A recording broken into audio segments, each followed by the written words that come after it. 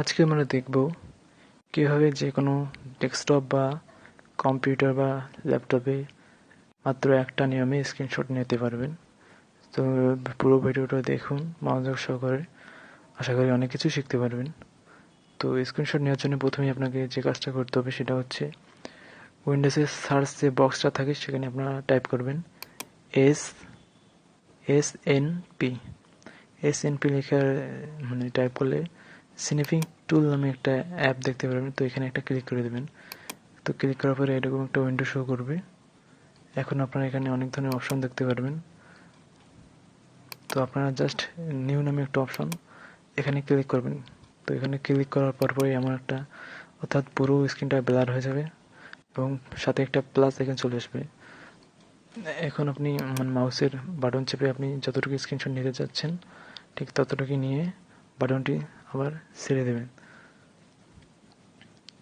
তো বাটনটি ছেড়ে দেওয়ার পর স্ক্রিনশটটি এরকম হয়ে যাবে, অর্থাৎ স্ক্রিনশটটি নেওয়া হয়ে যাবে। এরপর আপনি চাইলে এখান থেকে স্ক্রিনশটটি কী করতে পারবেন, এডিট করতে পারবেন, সেভ করতে পারবেন, কাস্টমাইজ করতে পারবেন। তো সেভ করার জন্য এখানে দেখতে পারবেন যে উপরের দিকে সেভ স্নিপ নামে একটা আইকন, এখানে ক্লিক করে দেবেন। তো এখানে ক্লিক করার পরে এবার আপনার কোথায় সেভ করে রাখবেন, অর্থাৎ সেজন্য একটা ফোল্ডার সিলেক্ট করে নেবেন। ফোল্ডার সিলেক্ট করার পর ফাইলটার নেম টাইপ করবেন, দেন সেভ একটা অপশন এখানে ক্লিক করে দেবেন। তো আপনার স্ক্রিনশটটি কিন্তু সেভ হয়ে গেছে। এবার আমরা দেখবো স্ক্রিনশটটি কোথায় সেভ হয়ে গেছে। তো আমরা এখন দেখবো কোথায় সেভ করেছি, সেখানে যেয়ে দেখবো স্ক্রিনশটটি সেভ হয়েছে কিনা। দেখেন আমাদের স্ক্রিনশটটি কিন্তু সুন্দরভাবে সেভ হয়ে গেছে।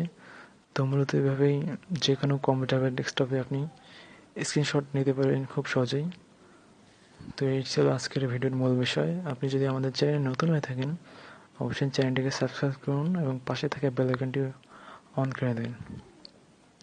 নিত্য নতুন কম্পিউটার, ইউটিউব এবং টেক রিলেটেড ভিডিও পেতে আমাদের চ্যানেলটি অবশ্যই সাবস্ক্রাইব করবেন এবং পাশে থাকা বেল বাটনটি অবশ্যই অন করে দেবেন।